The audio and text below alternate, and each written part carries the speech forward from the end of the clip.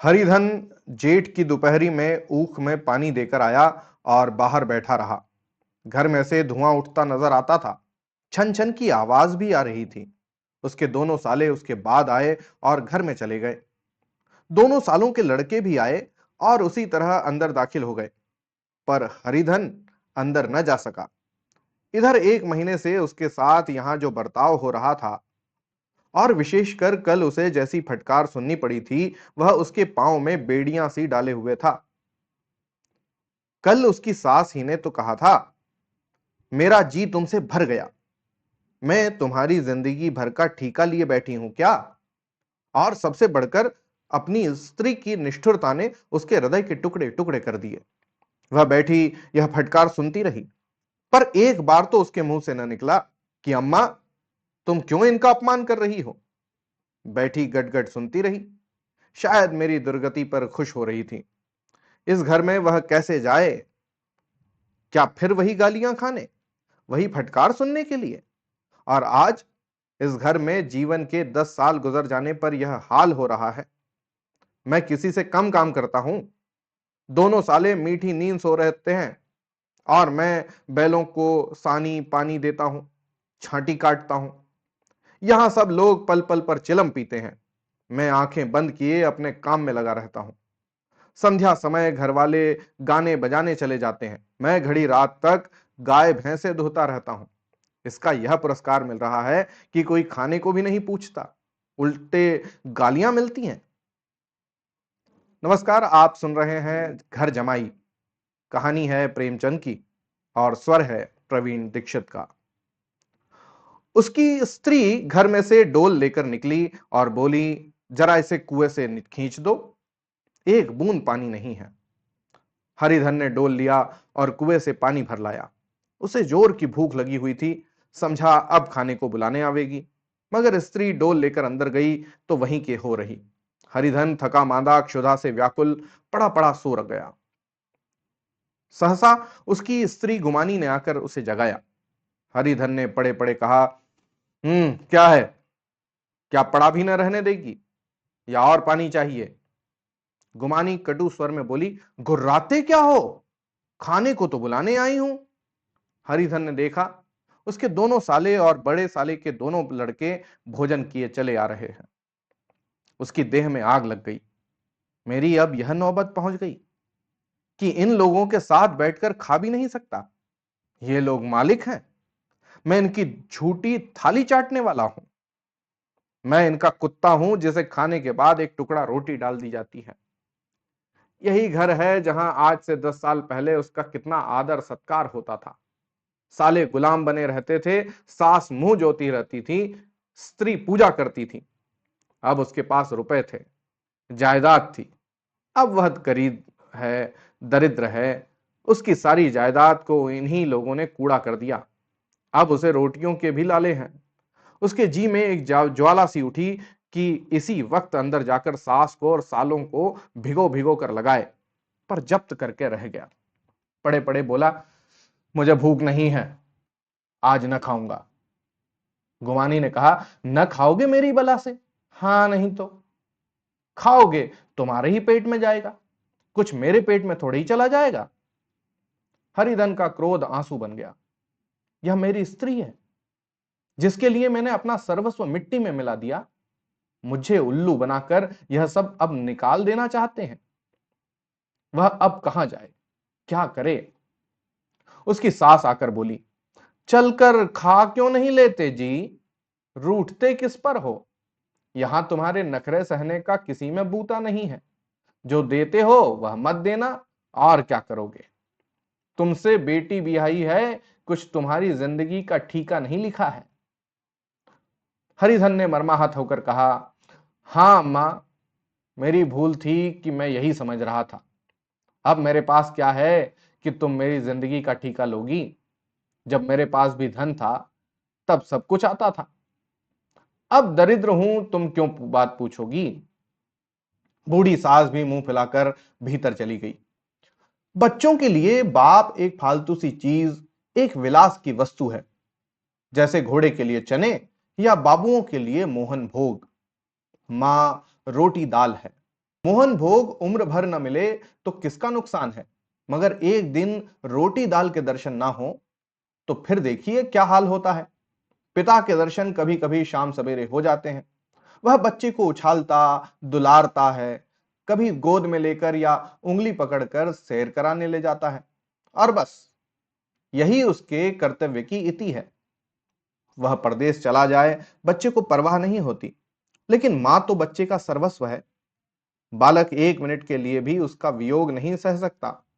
पिता कोई हो, उसे परवाह नहीं, केवल एक उछलने कूदने वाला आदमी होना चाहिए। लेकिन माता तो अपनी ही होनी चाहिए, सोलहों आने अपनी। वही रंग, वही रूप, वही प्यार, वही सब कुछ। वह अगर नहीं है तो बालक के जीवन का स्रोत मानो सूख जाता है।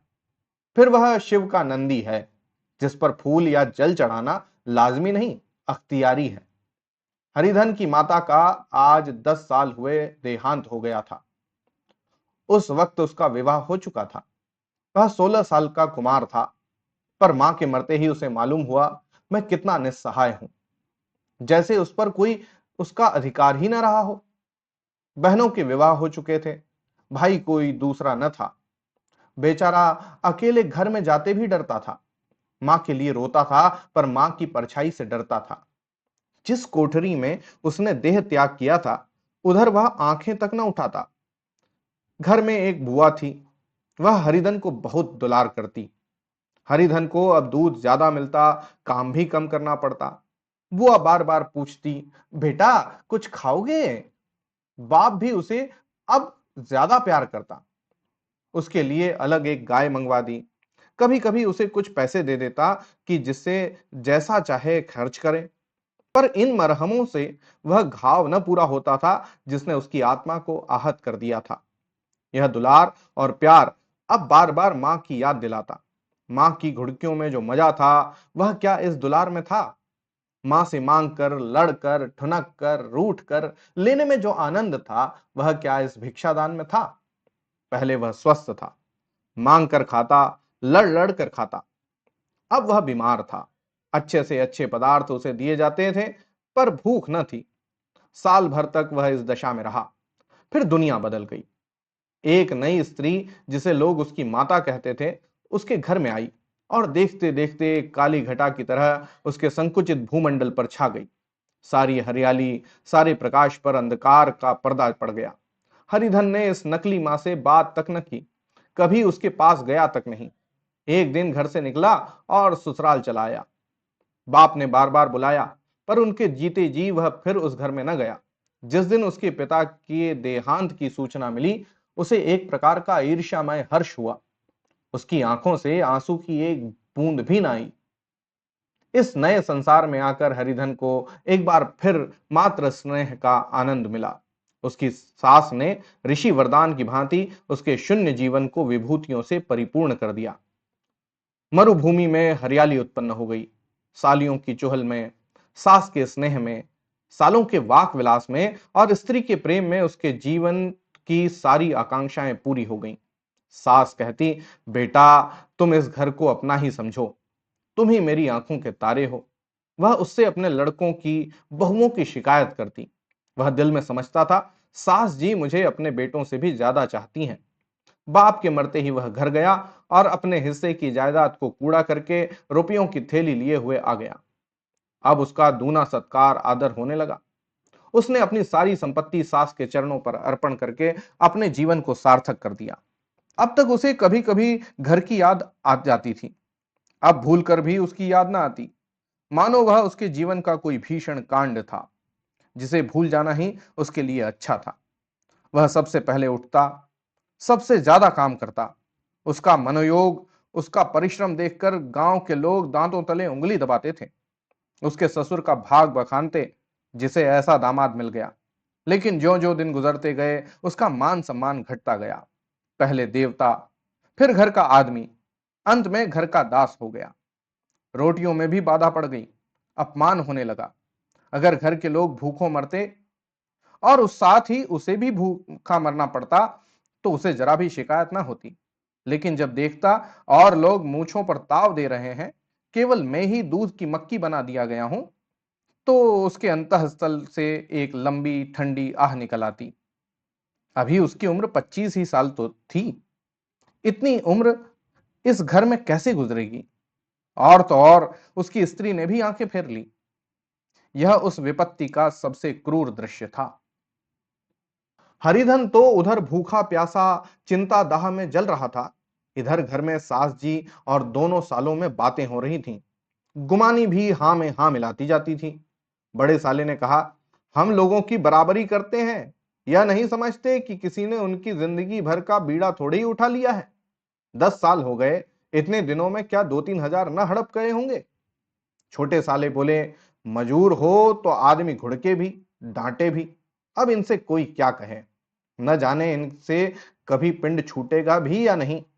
अपने दिल में समझते होंगे मैंने 2 हजार रुपए नहीं दिए हैं। यह नहीं समझते कि उनके 2 हजार रुपए कब के उड़ चुके। सवा सेर तो 1 जून को चाहिए। सास ने गंभीर भाव से कहा, बड़ी भारी खुराक है। गुमानी माता के सिर से एक जूं निकाल रही थी। सुलगते हुए हृदय से बोली, निकम्मे आदमी को खाने के सिवा और काम ही क्या रहता है? बड़े साले ने कहा, खाने की कोई बात नहीं है। जिसकी जितनी भूख हो उतना खाए, लेकिन कुछ पैदा भी तो करना चाहिए। यह नहीं समझते कि पहुनई में किसी के दिन कटे हैं। छोटे ने कहा, मैं तो एक दिन कह दूंगा, अब अपनी राह लीजिए। आपका कर्जा नहीं खाया है। गुमानी घर वालों की ऐसी ऐसी बातें सुनकर अपने पति से द्वेष करने लगी थी। अगर वह बाहर से 4 पैसे लाता तो इस घर में उसका कितना मान सम्मान होता। वह भी रानी बनकर रहती। न जाने क्यों कहीं बाहर जाकर कमाते उसकी नानी मरती है। गुमानी ने गुमानी की मनोवृत्तियां अभी तक बिल्कुल बालपन की सी थीं। उसका अपना कोई घर न था। उसी घर का हित अहित उसके लिए भी प्रधान था।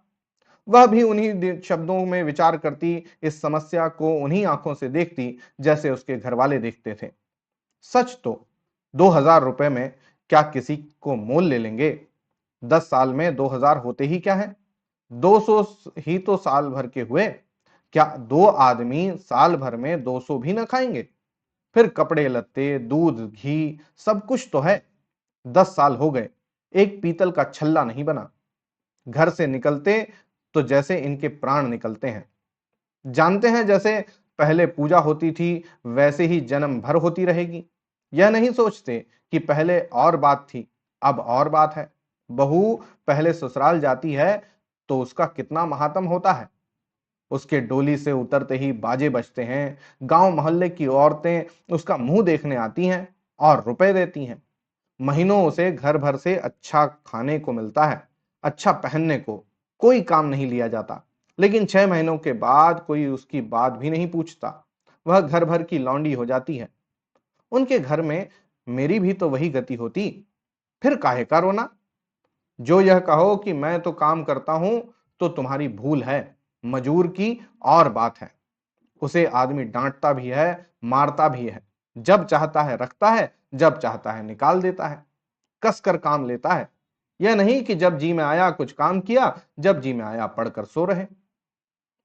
हरिधन अभी पड़ा अंदर ही अंदर सुलग रहा था कि दोनों साले बाहर आए और बड़े साहब बोले, भैया उठो, तीसरा पहर ढल गया। कब तक सोते रहोगे? सारा खेत पड़ा हुआ है। हरिधन चट उठ बैठा और तीव्र स्वर में बोला, क्या तुम लोगों ने मुझे उल्लू समझ लिया है? दोनों साले हक्का बक्का हो गए। जिस आदमी ने कभी जबान नहीं खोली, हमेशा गुलामों की तरह हाथ बांध हाजिर रहा, वह आज एकाएक इतना आत्माभिमानी हो जाए, यह उनको चौंका देने के लिए काफी था। कुछ जवाब न सूझा। हरिधन ने देखा इन दोनों के कदम उखड़ गए हैं, तो एक धक्का और देने की प्रबल इच्छा को न रोक सका। उसी ढंग से बोला, मेरी भी आंखें हैं, अंधा नहीं हूं, न बहरा ही हूं। छाती फाड़ कर काम करूं और उस पर भी कुत्ता समझा जाऊं? ऐसे गधे और कहीं होंगे। अब बड़े साले भी गर्म हो पड़े। तुम्हें किसी ने यहां बांध तो नहीं रखा है? अब की हरिधन लाजवाब हुआ। कोई बात न सूझी। बड़े ने फिर उसी ढंग से कहा, अगर तुम यह चाहो कि जन्म भर पाहुने बने रहो और तुम्हारा वैसा ही आदर सत्कार होता रहे तो यह हमारे वश की बात नहीं है। हरिधन ने आंखें निकाल कर कहा, क्या मैं तुम लोगों से कम काम करता हूं? यह कौन कहता है? तो तुम्हारे घर की नीति है कि जो सबसे ज्यादा काम करे वही भूखों मारा जाए। तुम खुद खाने नहीं गए, क्या कोई तुम्हारे मुंह में कोर डाल देता? हरिधन ने होठ चबाकर कहा, मैं खुद खाने नहीं गया कहते तुम्हें लाज नहीं आती? नहीं आई थी बहन तुम्हें बुलाने? अम्मा भी तो आई थी। तुमने कह दिया मुझे भूख नहीं है, तो क्या करती? सास भीतर से लपकी चली आ रही थी। यह बात सुनकर बोली, कितना कहकर हार गई, कोई उठे ना तो मैं क्या करूं? हरिधन ने विष, खून और आग से भरे हुए स्वर में कहा, मैं तुम्हारे लड़कों का झूठा खाने के लिए हूं? मैं कुत्ता हूं कि तुम लोग खाकर मेरे सामने रूखी रोटी का टुकड़ा फेंक दो? बुढ़िया ने ऐंठ कर कहा, तो क्या तुम लड़कों की बराबरी करोगे? हरिधन परास्त हो गया। बुढ़िया ने एक ही वाक प्रहार में उसका काम तमाम कर दिया। उसकी तनी हुई भवें ढीली पड़ गईं, आंखों की आग बुझ गई, फड़कते हुए नथुने शांत हो गए। किसी आहत मनुष्य की भांति वह जमीन पर गिर पड़ा। क्या तुम मेरे लड़कों की बराबरी करोगे? यह वाक्य एक लंबे भाले की तरह उसके हृदय में चुभता चला जाता था। न हृदय का अंत था, न उस भाले का। सारे घर ने खाया पर हरिधन न उठा। सास ने मनाया, सालियों ने मनाया, ससुर ने मनाया, दोनों साले मनाकर थक गए। हरिधन न उठा। वहीं द्वार पर एक टाट पर पड़ा था। उसे उठाकर सबसे अलग कुएं पर ले गया और जगत पर बिछाकर पड़ा रहा। रात भीग चुकी थी। अनंत प्रकाश में उज्जवल तारे बालकों की भांति क्रीड़ा कर रहे थे। कोई नाचता था, कोई उछलता था, कोई हंसता था, कोई आंखें भींचकर फिर खोल देता।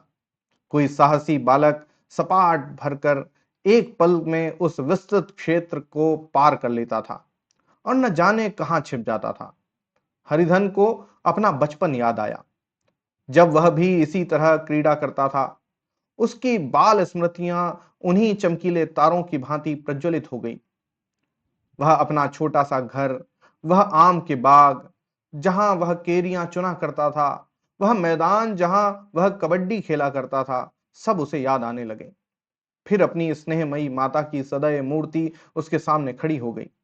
उन आंखों में कितनी करुणा थी, कितनी दया थी। उसे ऐसा जान पड़ा मानो माता आंखों में आंसू भरे उसे छाती से लगा लेने के लिए हाथ फैलाए हुए उसकी ओर चली आ रही थी। वह उस मधुर भावना में अपने को भूल गया। ऐसा जान पड़ा मानो माता ने उसे छाती से लगा लिया है और उसके सिर पर हाथ फेर रही है। वह रोने लगा, फूट फूट कर रोने लगा। उसी आत्मसम्मोहित दशा में उसके मुंह से यह शब्द निकला, अम्मा, तुमने मुझे इतना भुला दिया। देखो तुम्हारे प्यारे लाल की क्या दशा हो रही है। कोई उसे पानी को भी नहीं पूछता। क्या जहां तुम हो वहां मेरे लिए जगह नहीं है? सहसा गुमानी ने आकर पुकारा, क्या सो गए तुम? न आज किसी को ऐसी राक्षसी नींद आए। चलकर खा क्यों नहीं लेते? कब तक कोई तुम्हारे लिए बैठा रहे? हरिधन उस कल्पना जगत से क्रूर प्रत्यक्ष में आ गया।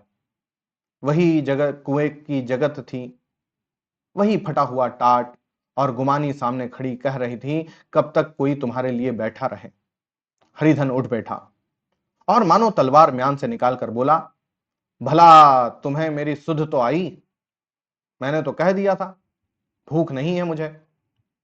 तो कै दिन न खाओगे? अब इस घर का पानी भी ना पीऊंगा। तुझे मेरे साथ चलना है या नहीं? दृढ़ संकल्प से भरे हुए इन शब्दों को सुनकर गुमानी सहम गई। बोली, कहां जा रहे हो? हरिधन ने मानो नशे में कहा, तुझे इससे क्या मतलब? मेरे साथ चलेगी या नहीं? फिर पीछे से ना कहना मुझसे कहा नहीं। गुमानी आपत्ति भाव से बोली, तुम बताते क्यों नहीं कहां जा रहे हो? तू मेरे साथ चलेगी या नहीं? जब तक तुम बता न दोगे मैं नहीं जाऊंगी। तो मालूम हो गया तू नहीं जाना चाहती। मुझे इतना ही पूछना था। नहीं अब तक मैं आधी दूर निकल गया होता। यह कहकर वह उठा और अपने घर की ओर चला। गुमानी पुकारती रही, सुन लो, अरे सुनो तो। पर उसने पीछे फिरकर फिर नहीं देखा। 30 मील की मंजिल हरिधन ने 5 घंटों में तय की। जब वह अपने गांव की अमराइयों के सामने पहुंचा तो उसकी मातृ भावना उषा की सुनहरी गोद में खेल रही थी। उन वृक्षों को देखकर उसका हृदय विह्वल होकर नाचने लगा। मंदिर का वह सुनहरा कलश देखकर वह इस तरह दौड़ा मानो एक छलांग में उसके ऊपर जा पहुंचेगा। वह वेग में दौड़ा जा रहा था, मानो उसकी माता गोद फैलाए उसे बुला रही हो। जब वह आमों के बाग में पहुंचा, जहां डालियों पर बैठकर वह हाथी की सवारी का आनंद पाता था, जहां की कच्ची बेरों और लिसोड़ों में एक स्वर्गीय स्वाद था, तो वह बैठ गया और भूमि पर सिर झुकाकर रोने लगा, मानो अपनी माता को अपनी विपत्ति कथा सुना रहा हो। वहां की वायु में, वहां के प्रकाश में मानो उसकी विराट रूपिणी माता व्याप्त हो रही थी। वहां की अंगुल अंगुल भूमि माता के पद चिन्हों से पवित्र थी। माता के स्नेह में डूबे हुए शब्द अभी तक मानो आकाश में गूंज रहे थे। इस वायु और इस आकाश में न जाने कौन सी संजीवनी थी, जिसने उसके शोकार्त हृदय को बालोत्साह से भर दिया। वह एक पेड़ पर चढ़ गया और अधर से आम तोड़ तोड़कर खाने लगा। सास के वह कठोर शब्द, स्त्री का वह निठुर आघात, वह सारा अपमान वह भूल गया। उसके पांव फूल गए थे, तलवों में जलन हो रही थी, पर इस आनंद में उसे किसी बात का ध्यान न था। सहसा रखवाले ने पुकारा, वह कौन ऊपर चढ़ा हुआ है रे? उतर अभी, नहीं तो ऐसा पत्थर खींच कर मारूंगा कि वहीं ठंडे हो जाएगा। उसने कई गालियां भी दी। इस फटकार और इन गालियों में इस समय हरिधन को अलौकिक आनंद मिल रहा था। वह डालियों में छिप गया, कई आम काट काट कर नीचे गिराए और जोर से ठठा मारकर हंसा। ऐसी उल्लास से भरी हंसी उसने बहुत दिनों से न हंसी थी। रखवाले को वह हंसी परिचित सी मालूम हुई, मगर हरिधन यहां कहां, वह तो ससुराल की रोटियां तोड़ रहा है। कैसा हंसोड़ा था, कितना चिबल्ला, न जाने बेचारे का क्या हाल हुआ। पेड़ की डाल से तालाब में कूद पड़ता था। अब गांव में ऐसा कौन है? डांट कर फिर बोला, वहां बैठे बैठे हंसोगे तो आकर सारी हंसी निकाल दूंगा, नहीं सीधे से नीचे उतर आओ। वह गालियां देने जा रहा था कि एक गुठली आकर उसके सिर पर लगी। सिर सहलाता हुआ बोला, यह कौन शैतान है, नहीं मानता, ठहर ठहर तो मैं आकर तेरी खबर लेता हूं। उसने अपनी लकड़ी नीचे रख दी और बंदरों की तरह चटपट ऊपर चढ़ गया। देखा तो हरिधन बेटा मुस्किरा रहा है। चकित होकर बोला, अरे हरिधन, तुम यहां कब आए? इस पेड़ पर कब से बैठे हो? दोनों बचपन सखा वहीं गले मिले। यहां कब आए? चलो घर चलो। अरे भले आदमी, क्या वहां आम भी मयस्सर ना होते थे?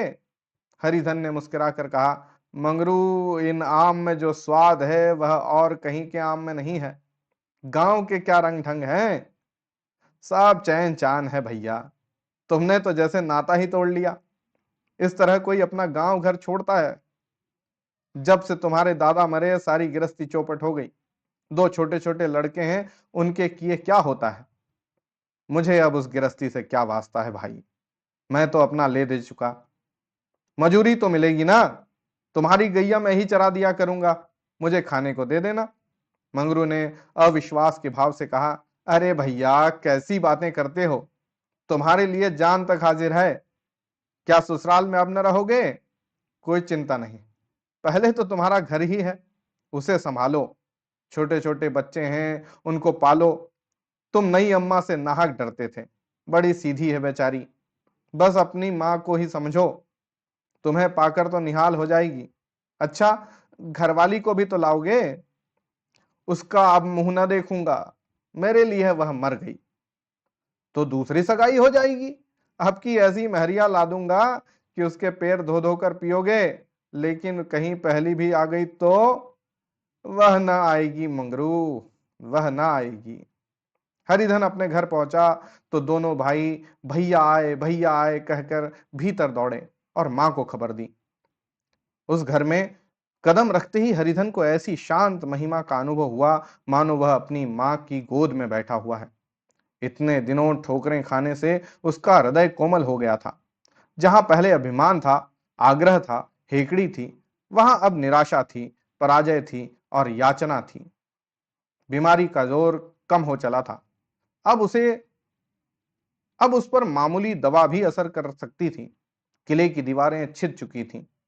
अब उसमें घुस जाना असह्य न था। वही घर जिससे वह एक दिन विरक्त हो गया था, अब गोद फैलाए उसे आश्रय देने को तैयार था। हरिधन का निरवलंबन मन यह आश्रय पाकर मानो तृप्त हो गया। शाम को विमाता ने कहा, बेटा, तुम घर आ गए, हमारे धन भाग। अब इन बच्चों को पालो। मां का नाता न सही, बाप का नाता तो है ही। मुझे एक रोटी दे देना, खाकर एक कोने में पड़ी रहूंगी। तुम्हारी अम्मा से मेरा बहन का नाता है, उस नाते से भी तो तुम मेरे लड़के होते हो। हरिधन की मात्र विह्वल आंखों को विमाता के रूप में अपनी माता के दर्शन हुए। घर के एक एक कोने में मात्र स्मृतियों की छटा चांदनी की भांति छिटकी हुई थी। विमाता का प्रौढ़ मुखमंडल भी उसी छटा से रंजित था। दूसरे दिन हरिधन फिर कंधे पर हल रखकर खेत को चला। उसके मुख पर उल्लास था और आंखों में गर्व। वह अब किसी का आश्रित नहीं, आश्रयदाता था। किसी के द्वार का भिक्षुक नहीं, घर का रक्षक था। एक दिन उसने सुना, गुमानी ने दूसरा घर कर लिया। मां से बोला, तुमने सुना काकी, गुमानी ने घर कर लिया। काकी ने कहा, घर क्या कर लेगी, ठट्टा है। बिरादरी में ऐसा अंधेर, पंचायत नहीं अदालत तो है। हरिधन ने कहा, नहीं काकी, नहीं नहीं नहीं, अब बहुत अच्छा हुआ। ला, महावीर जी को लड्डू चढ़ाऊं। मैं तो डर रहा था कहीं मेरे गले ना आ पड़े। भगवान ने मेरी सुन ली। मैं वहां से यही ठान कर चला था, अब उसका मुंह न देखूंगा।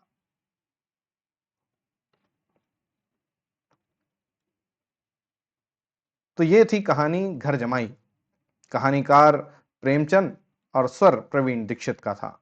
आपको कहानी कैसी लगी, जरूर बताइएगा। होगी अगली कहानी में मुलाकात, तब तक के लिए धन्यवाद और जय हिंद।